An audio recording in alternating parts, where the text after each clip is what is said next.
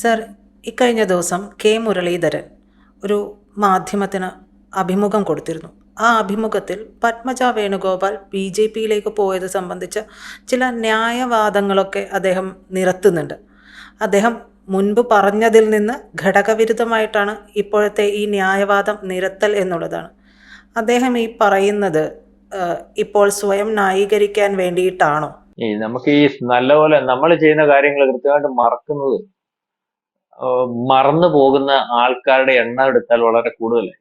അത് നമ്മൾ എന്താണ് ചെയ്യുന്നതെന്ന്, അല്ലെങ്കിൽ നമ്മൾ ചെയ്ത കാര്യങ്ങൾ നമ്മൾ മറന്നു പോകുന്നതും അല്ലെങ്കിൽ നാട്ടുകാരെല്ലാം മറന്നു പോയതെന്ന് വിചാരിക്കുന്നതുമായിട്ടുള്ള ഒരു കാര്യം. അങ്ങനെ വർത്തമാനം പറയുന്ന ഒരാളായിട്ട് ഈ മുരളിയെ എനിക്ക് തോന്നിയിട്ടുണ്ട്, കെ മുരളി. അദ്ദേഹത്തിന്റെ ചരിത്രം പരിശോധിച്ചാൽ ഇദ്ദേഹം ഗൾഫിലായിരുന്നു. അതിനുശേഷം ഇവിടെ വന്നിട്ട് സേവാദളിന്റെ സംസ്ഥാന ചെയർമാനായിട്ട് കെ കരുണാകരന്റെ മകനായതുകൊണ്ട് കരുണാകരൻ അന്ന് വെച്ചതാ സേവാദൾ. സേവാദൾ എന്ന് പറഞ്ഞാൽ എന്താണെന്നറിയാം? ഇതിനകത്ത് ഉള്ള ഈ ഈ സേവാദൾ എന്ന് പറഞ്ഞാൽ ഈ കായികമായിട്ട് കോൺഗ്രസിന് വേണ്ടി നമ്മൾ റെഡ് വാളണ്ടിയർ എന്നൊക്കെ പറയത്തില്ലേ, CPM-നകത്ത്, അതുപോലത്തെ ഇതിനകത്ത് സാധനം. അതിന്റെ ഇദ്ദേഹം ആയിരുന്നു ചെയർമാൻ. എന്തിന്റെ കേറോഫിൽ ചെയർമാൻ? ഇയാൾക്ക് എന്തോ പാരമ്പര്യമുള്ളൂ. അച്ഛൻ മുഖ്യമന്ത്രിയായ പാരമ്പര്യം. അച്ഛൻ മുഖ്യമന്ത്രിയായ പാർട്ടിക്കകത്ത് പാരമ്പര്യം ഉണ്ടാകത്തില്ലല്ലോ, കാരണം എന്റെ മകനെന്ന് മാത്രമാണല്ലോ. അപ്പൊ അത് സ്വാധീനത്തിനകത്ത് വന്നില്ല. പിന്നെ അതിനുശേഷം ഇദ്ദേഹം പരിശോധിക്കുമ്പോൾ ഇദ്ദേഹത്തിന് KPCC പ്രസിഡന്റ് ആക്കിയതിനകത്ത് എന്ത് പാരമ്പര്യമാണ്? അതിനു മുമ്പ് ഇദ്ദേഹത്തിന് എത്രയോ വട്ടം ലോക്സഭ മത്സരിക്കാൻ കാര്യങ്ങൾ തരപ്പെടുത്തി കൊടുത്തതിനകത്ത് എന്ത് പാരമ്പര്യമാണ്? നിയമസഭ മത്സരിച്ച് ഇപ്പോഴും പറയുന്നത്. അതൊക്കെ പോട്ടെ. അപ്പം അതിനകത്ത് എല്ലാം പറയുന്ന ഇദ്ദേഹം പത്മജ വേണുഗോപാലിനെതിരെ ഒരു മാധ്യമം ചോദിച്ച ചോദ്യത്തിന് ഇദ്ദേഹം കൊടുത്ത മറുപടി എന്ന് പറഞ്ഞാൽ ആർക്കും ഏത് പാർട്ടിയിലും പോവാം, അത് ശരിയാ. പക്ഷെ ആ പോയ സമയം ആണ് എനിക്ക് പ്രശ്നമായത്. പാർട്ടി ഒരു പ്രതിസന്ധി ഘട്ടത്തിൽ നിന്നപ്പോൾ അതിനകത്തുനിന്ന് പോകാൻ പാടില്ലല്ലോ. പാർട്ടി ഇത്രയും ആനുകൂല്യങ്ങളൊക്കെ കൊടുത്തത് നമ്മൾ ഓർക്കണ്ടേ? അതുകൊണ്ടാണ് ഞാൻ അവരെ ആ സമയത്ത് അവർക്ക് വേണ്ടി പെങ്ങളാണെങ്കിലും തള്ളിപ്പറഞ്ഞത്. ഇത് ഇദ്ദേഹത്തിന് വാദമില്ലേ? ഇദ്ദേഹത്തിന് കൊടുത്തതുപോലെ, ഈ പറഞ്ഞതുപോലെ ആർക്ക് കൊടുത്തു? ഈ കോൺഗ്രസ് പാർട്ടി. ഇപ്പോഴും ഈ മൂശേട്ട കാണിക്കുന്നതെന്ന് പറഞ്ഞാൽ ഈ പറഞ്ഞതുപോലെ അക്കൗണ്ട് പൂട്ടിക്കാൻ വട്ടം നടന്ന് തൃശ്ശൂരും പുള്ളി അക്കൗണ്ട് പൂട്ടിക്കാൻ ചെന്നു. അവിടെ ചെന്ന് പുള്ളിയുടെ അക്കൗണ്ടേ പൂട്ടി. മനസ്സിലായില്ലേ? പുള്ളി ഇപ്പൊ പുള്ളിയുടെ അക്കൗണ്ടേ പൂട്ടി. ഇപ്പൊ കിടന്ന് വെപ്രാളം പിടിക്കുക. ഇപ്പൊ എവിടെ ചെന്ന് നോക്കുമ്പോഴും, തിരുവനന്തപുരത്ത് പോയി എത്തി നോക്കി, അവിടെ ചെന്നപ്പോ അവിടെ രക്ഷയില്ല. പണ്ടത്തെ സീറ്റ് നോക്കിയപ്പോ ആ നമ്മുടെ പ്രശാന്ത് ഉണ്ടല്ലോ, പണ്ടത്തെ കോർപ്പറേഷന്റെ ചെയർമാനായിട്ടിരുന്ന അയാൾ അവിടെ നിന്ന് വിലസുക. അവന്റെ അടുത്തേക്ക് ചെന്ന് നിന്നാൽ ഇനി ഇപ്പൊ രക്ഷയില്ല. അപ്പൊ ആ സീറ്റിൽ ചെന്ന് എത്തി നോക്കി, തിരുവനന്തപുരം മൊത്തം എത്തി നോക്കി. പുള്ളി നോക്കിയപ്പോ അവിടെ പഴയതുപോലെ ഗ്രിപ്പില്ല. അപ്പൊ അവിടെ നിന്ന് ഇപ്പൊ മലബാറിലോട്ട് വരുവാന്നാ പറഞ്ഞത്. അന്ന് അവിടെ കാണാൻ മത്സരിച്ച് ജയിക്കാൻ സീറ്റ് തരപ്പെടുത്തി കൊടുക്കണം. കോഴിക്കോട്ടോ മലബാറോ ഈ പറയുന്നവർ ഇന്ന് മത്സരിച്ചാൽ ജയിക്കുമെന്ന് പറയുന്ന ഈ കേരളത്തിൽ സീറ്റുകളുള്ള ഒന്ന് CPM-നും ഒന്ന് മുസ്ലിം ലീഗിനേ ഉള്ളൂ. ഒന്ന് കുറ്റം പറയാൻ പറ്റില്ല. അവിടോട്ട് കയറി ആരാന്ന് പറഞ്ഞാലും ജയിക്കും. ഇന്ന് ആരാന്ന് ഒരാളും വേണ്ട. മുസ്ലിം ലീഗ് ചില സീറ്റുകളുണ്ട്, അവര് പറയുന്ന ആളിനെ നിർത്തിയാൻ കൊടുത്തേച്ചാൽ മതി. ആ ആള് മണ്ഡലത്തിൽ പോലും ചെണ്ട് അത് ഉള്ളതാ. മുസ്ലിം ലീഗിന് അങ്ങനത്തെ സീറ്റുകളുണ്ട്, CPM-നും ഉണ്ട് അങ്ങനത്തെ സീറ്റുകൾ. അപ്പൊ അവിടെ തിരക്കി നടക്കുക. ഞാനീ പറഞ്ഞു. അപ്പൊ ഈ പറഞ്ഞ ആൾ പാർട്ടിയെ പ്രതിസന്ധിയിലാക്കിയപ്പോ പുള്ളിക്ക് വിഷമം വന്നതാ. പുള്ളി പാർട്ടിയെ പ്രതിസന്ധിയിലാക്കിയ KPCC പ്രസിഡന്റ് ആയിട്ടിരുന്ന സമയത്ത് പുള്ളി അവിടെ നിന്ന് മാറണമെങ്കിൽ എനിക്ക് മന്ത്രിയാവണമെന്ന് പറഞ്ഞ വൈദ്യുതി മന്ത്രിയാക്കിയിട്ട് ആദ്യത്തെ ആള് വൈദ്യുതി മന്ത്രിയാക്കിയിട്ടപ്പോ കോൺഗ്രസിന്റെ കുത്തക സീറ്റിൽ അന്ന് ഇയാൾ തോറ്റുപോയത്. മനസ്സിലായി? അപ്പം ഇയാൾ അഡ്ജസ്റ്റ്മെന്റ് പൊളിറ്റിക്സ് ഉണ്ടോ? അതിനുശേഷം ഇതെല്ലാം കൊടുത്തു, ഇയാൾക്ക് ഇതെല്ലാം കൊടുത്തു കുഴപ്പമാക്കിയിട്ട് ഇയാൾ വീണ്ടും മസിൽ പിടിച്ച് കോൺഗ്രസിന്റെ ഏറ്റവും സമുന്നത നേതാവായിട്ട് കേന്ദ്രത്തിലും കേരളത്തിലും, നമുക്കറിയാമല്ലോ, ലീഡറിന് ഇപ്പോഴും അഭിമാനത്തോടു കൂടി ഞാൻ ഉൾപ്പെടെ ഈ ലോകത്ത് എല്ലാവരും വിളിക്കുന്ന, അല്ലെങ്കിൽ നമുക്ക് അയാളെ ലീഡർ എന്ന് വിളിക്കാം, സ്വന്തം തന്റെ കൊണ്ടൊന്ന് കുഴിച്ചടിച്ചു വരാം. അച്ഛൻ പറഞ്ഞു എനിക്ക് DSC ഉണ്ടാക്കണം. സത്യം, അയാൾ DSC ഉണ്ടാക്കി. ആ മനുഷ്യൻ DSC ഉണ്ടാക്കി ഏറ്റവും മോശക്കാരനാക്കി. എന്നിട്ട് DSC എന്ന് പറഞ്ഞ പാർട്ടി കൊണ്ട് ഇവിടെ എല്ലാം നടന്നപ്പോൾ ഇതും കൊണ്ട് കോൺഗ്രസിന്റെ അടുത്ത് ചെന്നു. അവര് പറഞ്ഞു ഞങ്ങൾക്ക് വേണ്ട ഇയാൾ.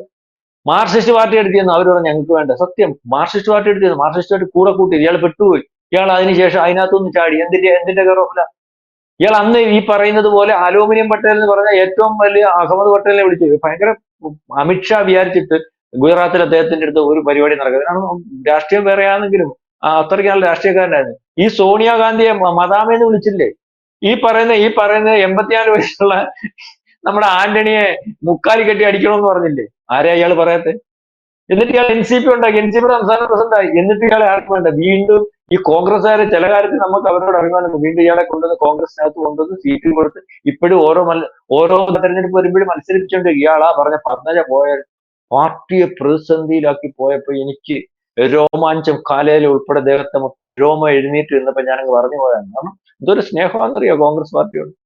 സ്വന്തം താല്പര്യം സംരക്ഷിക്കുന്നതിന് മറ്റാരെക്കാളും ഏറ്റവും കൂടുതൽ എന്തും ആലോചിക്കാതെ ആരെയും എന്തും പറയുന്ന പാർട്ടി നേതാക്കന്മാരെ എന്തും പറയുന്ന പാരമ്പര്യമുള്ള അത് കാണിച്ചു തന്നിട്ടുള്ള ഒരു ആളാണ് പറയുന്നത് കോൺഗ്രസ് പാർട്ടി തന്ന കാര്യങ്ങൾ സ്മരിക്കാതെ ആ പാർട്ടി വിട്ടു. ഈ പദ്ധതിക്ക് ഇതിനു വേണ്ടി വല്ലതും കൊടുത്തോ?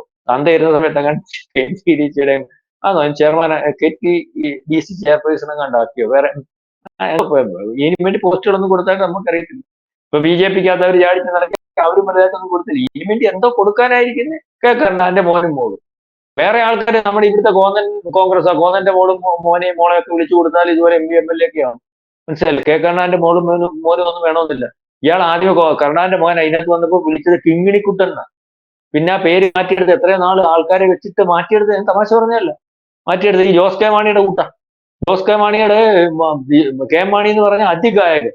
അവിടെ ചെന്ന് കഴിഞ്ഞാൽ എല്ലാവരും പറയും. ഞാൻ ആ മണ്ഡലത്തിൽ പോയിട്ടുണ്ട്. പ്രാവശ്യം ഞാൻ അവിടെ ഇയാൾ MP ആയിട്ടിരുന്ന സമയത്ത് ഞാൻ ചോദിച്ചു എങ്ങനെയുണ്ട് ഈ ജോസ് കെ മാണി. എൻ്റെ അടുത്ത് അവിടുത്തെ വോട്ട് ചെയ്യുന്ന ആൾക്കാർ പറഞ്ഞതാ, എന്റെ പൊന്ന് പ്രശാന്ത്, അല്ലെങ്കിൽ ഞങ്ങൾ ആ മാണി സാറിനെ ഓർത്തെനിക്കുക. ഇയാൾ ഇലക്ഷൻ നിൽക്കുമ്പോൾ ഈ മാണി സാർ വരും. മാണി സാർ വന്നിട്ട് പറയും ഞാനാണ് നിൽക്കുന്നത്. അപ്പം ഞങ്ങൾക്ക് അദ്ദേഹത്തോട് ഞാനാണ് നിൽക്കുന്നത് പറയും വോട്ട് ചെയ്യാതിരിക്കാൻ പറ്റത്തില്ല. ഞങ്ങൾ അദ്ദേഹത്തിന് വോട്ട് ചെയ്യുന്നതായിട്ട് വിചാരിച്ച് വോട്ട് ചെയ്യും. അങ്ങനെ ജയിക്കുന്നത് ഒരു പാഴ, കൊള്ളത്തില്ല. ഞാൻ സത്യം പറഞ്ഞു. അതിന് ഉദാഹരണമില്ല. മാണി അങ്ങോട്ട് മരിച്ചു കഴിഞ്ഞപ്പോൾ അയാളുടെ മണ്ഡലത്തിൽ 50 കൊല്ലം കൊണ്ട് ആർക്കും തോപ്പിക്കാൻ പറ്റാത്ത മണ്ഡലത്തിൽ ഇയാൾ തോറ്റുപോയില്ലേ? അപ്പൊ എത്ര വിലയുണ്ട്? അതുപോലൊരു സാധനമായിരുന്നു ഈ പറയുന്ന പോലെ കിങ്ങിണിക്കുട്ടൻ. ഈ വിളിച്ചിരിക്കുന്നത് K. മുരളീധരൻ. ഞാൻ വിളിച്ചതല്ല, K. മുരളീധരൻ. പിന്നെ അതൊക്കെ മാറ്റിയെടുത്താ. പിന്നെ ഇപ്പൊ ഇവിടെയുള്ള ടോയ്ലറ്റിൽ കോൺസ്റ്റിപ്പേഷൻ ഉള്ള ആൾ, അല്ലെങ്കിൽ മലശോധന കൃത്യമായിട്ട് പോകാത്ത ആൾ വരുന്ന പോലെ ഒന്ന് വൈക്കോ കാണുമ്പോൾ കണ്ടിട്ടില്ലേ? മുഖം കണ്ടിട്ടില്ലേ? ഏതാണ്ട് നമുക്ക് കക്കൂസി പോകാൻ പറ്റാതെ അല്ലെങ്കിൽ കൃത്യമായിട്ട് മലം പോകാതിരിക്കുന്നതിന്റെ മുഖമായി K. മുരളീധരൻ. എല്ലാവരോടും പുള്ളിക്ക് ബുദ്ധിമുട്ടാണ്. നിങ്ങൾ ഇന്ന് പോകുമ്പോ ഇനി പത്രസ്പീഡ് നോക്കിയാണ്. അപ്പൊ പുള്ളി എല്ലാവരോടും പുള്ളി വലിയ മിടുക്കനെ, ലോകത്തെല്ലാവരും വലിയ പാവം പിടിക്കുന്നു. അപ്പൊ ഈ ഇന്റർവ്യൂവിനെ പറ്റി ചർച്ച ചെയ്തുകൊണ്ട് ഞാൻ പറഞ്ഞ. അപ്പം അങ്ങനത്തെ ഒരു രീതി നമുക്ക് കഴിഞ്ഞ ദിവസം പറഞ്ഞ പുള്ളി അതുകൊണ്ട് പാർട്ടിയെ രക്ഷിക്കാൻ നിൽക്കുക പുള്ളി. ഒന്നുമില്ല, അടുത്ത പ്രാവശ്യം വന്നിട്ട് എങ്ങനെയാലും ഇപ്പൊ തോറ്റു നിൽക്കുകയെന്നല്ല, ഒരു MLA സീറ്റ് ഒപ്പിച്ച് ഭരണം കിട്ടുമെങ്കിൽ ഒരു മുഖ്യമന്ത്രിയാ നോക്കുന്നത്. ഒക്കത്തില്ലെന്നറിയാം. ഒരു വകുപ്പ് മേടിച്ചിരുന്ന് പാർട്ടിയെ രക്ഷിച്ചുകൊണ്ട് മുന്നോട്ട് പോകുന്നതിന് വേണ്ടിയുള്ള ഒരു തീരുമാനമാണ്. ബാക്കി ഈ പറയുന്നത് പാർട്ടിക്കകത്ത് സ്വന്തം പെങ്ങൾ ഉൾപ്പെടെയുള്ളവർ കാണിച്ച അനീതിക്കെതിരെ പ്രതികരിക്കുന്നതായിട്ടാണ് കഴിഞ്ഞ ദിവസത്തെ ഇന്റർവ്യൂവിൽ മനസ്സിലായത്. ഏതായാലും എന്റെ പൊന്നു, ഈ മനുഷ്യന്റെ രോഗം വേറെ ആർക്കും വരാതിരിക്കട്ടെ എന്നുള്ള പ്രാർത്ഥന. കാരണം ഈ ചെയ്തതെല്ലാം മറന്നുപോയിട്ട് വേറെ ആൾക്കാർ ചെയ്യുന്നത് മാത്രം ഓർത്തിരിക്കുന്ന ഒരു രോഗം ഉണ്ടല്ലോ, K. മുരളീധരന് മാത്രമുള്ള രോഗം. ആ രോഗം വേറെ ആർക്കും വരാതിരിക്കട്ടെ എന്ന് മാത്രമേ നമുക്ക് ഇതിനകത്ത് ഈ അഭിപ്രായത്തിന്റെ അവസാനം പറയാനുള്ളൂ. അല്ലാതെ മറ്റൊന്നും പറയാൻ നിവൃത്തിയില്ല. സർ, ഒരു കാര്യം കൂടി ചോദിക്കണം എന്നുണ്ട്. കോൺഗ്രസ് ഇതൊക്കെ മനസ്സിലായിട്ടും എന്തിനാണ് ഇദ്ദേഹത്തെ ഇങ്ങനെ ചുമക്കുന്നത്? അതുകൊണ്ടാണ് ഞാൻ പറഞ്ഞ കോൺഗ്രസ് എന്ന് പറയുന്ന പാർട്ടിയെ നമ്മൾ അത്ര എന്തൊക്കെ കുറ്റം പറയുമ്പോഴും അവരെ നമ്മൾ മോശമായിട്ട് കാണാൻ നോക്കില്ല. അവർക്ക് ആ K. കരുണാകരനോടുള്ള ഒരു കൂറ്, അല്ലെങ്കിൽ K. കരുണാകരൻ കൊണ്ടുവന്ന നേതാക്കന്മാർ KC വേണുഗോപാലായാലും രമേശ് ചെന്നിത്തലയായാലും VD സതീശനായാലും ഈ പറയുന്ന ഗ്രൂപ്പിന്റെ ഭാഗമല്ല. അത് എന്നിട്ടുള്ള നേതാക്കന്മാരെ മൊത്തം ഇന്നയിക്കുന്നവരെ K. കരുണാകരനാണ് കൊണ്ടുവന്നത്. അപ്പൊ അതിനകത്ത് ആ മനുഷ്യനോടുള്ള ഒരു കൂറ് എത്ര വരുമ്പോഴും ഉണ്ടല്ലോ. അതുകൊണ്ടാ ഇത്രയും തോന്നിവാസം കാണിച്ചിട്ട് തിരിച്ചിവിടെ വന്നപ്പോൾ, അല്ലെങ്കിൽ ഇദ്ദേഹം വരുന്നതിന് മുമ്പേ കരുണാകരൻ ഈ പറഞ്ഞ പോലെ കോൺഗ്രസ് തിരിച്ചു വന്നു. എന്നിട്ട് പറഞ്ഞു എന്റെ മോഹൻ ഒരു മെമ്പർഷിപ്പ് കൊടുക്കണമെന്ന് പറഞ്ഞു. ആ ഒറ്റ കെയർ ഓഫിൽ ഇയാളെ വരുന്നത് വന്നിട്ട് ഇപ്പോഴും കൊടുത്തുകൊണ്ടിരിക്കുന്നത്. അല്ലെങ്കിൽ ആ ഒരു കാര്യത്തിനകത്ത് നമ്മൾ കോൺഗ്രസിനകത്ത് മാർക്സിസ്റ്റ് പാർട്ടി ആക്കാമെങ്കിൽ ഒരു മൈൻഡും ഇല്ല. ഇപ്പൊ കോടിയേരി ബാലകൃഷ്ണന്റെ മക്കളെന്തി? തമാശ വെച്ചല്ലോ, കോടിയേരി ബാലകൃഷ്ണന്റെ മക്കളെന്തി? കുടുംബം എന്തി? അങ്ങനൊന്നും പാർട്ടി മാർക്സിസ്റ്റ് പാർട്ടിക്കൊന്നും. പക്ഷെ ഈ കോൺഗ്രസിനകത്ത് നമ്മൾ പറയുമ്പോ എല്ലാം പറയണ്ട. ആ മനുഷ്യനോടുള്ള കൂറാണ് ഈ പാർട്ടിയെ ഇന്നും ജനത്തിനിടയ്ക്ക് കോൺഗ്രസ് പാർട്ടിയെ നാളെ ഒരു പ്രതീക്ഷയോടുകൂടി കാണുന്നത്. പഴയ പറയുന്ന കരുണാകരന്റെയും, അല്ലെങ്കിൽ ഈ പറയുന്ന നമ്മൾ ഏറ്റവും അടുത്ത് മരിച്ചുപോയ ഉമ്മൻചാണ്ടിയുടെ, അല്ലെ AK ആന്റണിയുടെയും വയലാർ രവിയുടെയും ഒക്കെ ഒരു പാരമ്പര്യമാണ്. അതിനേക്കാളും ഒക്കെയാ കരുണാകരൻ. അപ്പൊ ആ ഒരു സ്മരണ കോൺഗ്രസിന് ലീഡർ എന്ന് ഇന്ത്യ അംഗീകരിച്ച, കേരളം അംഗീകരിച്ച, അല്ലെങ്കിൽ അദ്ദേഹം ഉണ്ടാക്കിയെടുത്ത, അദ്ദേഹം സൃഷ്ടിച്ച, അദ്ദേഹം കൈപിടിച്ചു കൊണ്ടുവന്ന വളരെ കൂടുതലായിട്ടുള്ള ചെറുപ്പക്കാർ നയിക്കുന്ന ഒരു പാർട്ടി. അപ്പൊ അദ്ദേഹത്തിന്റെ ഒരു മകൻ എന്ത് തെറ്റ് ചെയ്താലും ഈ പാർട്ടി അത് ക്ഷമിച്ചു പോകുന്ന ഒരു അവസ്ഥ എന്ത് കണ്ടുകൊണ്ട് ഇയാളെ തിരിച്ചിനകത്ത് കയറ്റി വെച്ചിരിക്കുന്നു എന്നുള്ളതേ ഉള്ളൂ. അതാണ് അതിനുള്ള മറുപടി. എനിക്ക് മനസ്സിലാവുന്ന മറുപടി അത് തന്നെയാണ് അതിന്റെ കാര്യം. ഇപ്പൊ പറഞ്ഞിട്ടുണ്ടല്ലോ, രമേശ് ചെന്നിത്തല ഒരു വട്ടം പറയുകയും ചെയ്തു, നിങ്ങൾക്ക് ലീഡറുടെ മകനെയാ എത്രയായാലും ഒരു പരിധിക്കപ്പുറം തള്ളി പറയാൻ എന്തായാലും കെ മുരളീധരൻ ഇനിയെങ്കിലും അദ്ദേഹത്തിന് എന്തുകൊണ്ടാണ് കോൺഗ്രസിൽ നിൽക്കാൻ അവസരം കിട്ടുന്നത് എന്നുള്ളത് ആ സ്മരണ ഉണ്ടായിരിക്കുന്നത് നല്ലതാണ്. പക്ഷെ അദ്ദേഹത്തിന് അത് ഉണ്ടാകുമോ എന്നുള്ളത് നമുക്ക് പ്രതീക്ഷിക്കാൻ പറ്റുന്ന കാര്യമല്ല. അദ്ദേഹത്തിൻ്റെ ഇതുവരെയുള്ള ചെയ്തികൾ സാർ പറഞ്ഞതിൽ നിന്ന് അത് നമുക്ക് പ്രതീക്ഷിക്കാവുന്നതല്ല എന്നാണ് മനസ്സിലാക്കുന്നത്. ഏതെങ്കിലും ഒരു സമയത്ത് വൈകിയെങ്കിലും ബുദ്ധി ഉദിച്ചാൽ അത് നന്ദി എന്ന് മാത്രമേ പറയാൻ കഴിയൂ. നന്ദി സർ.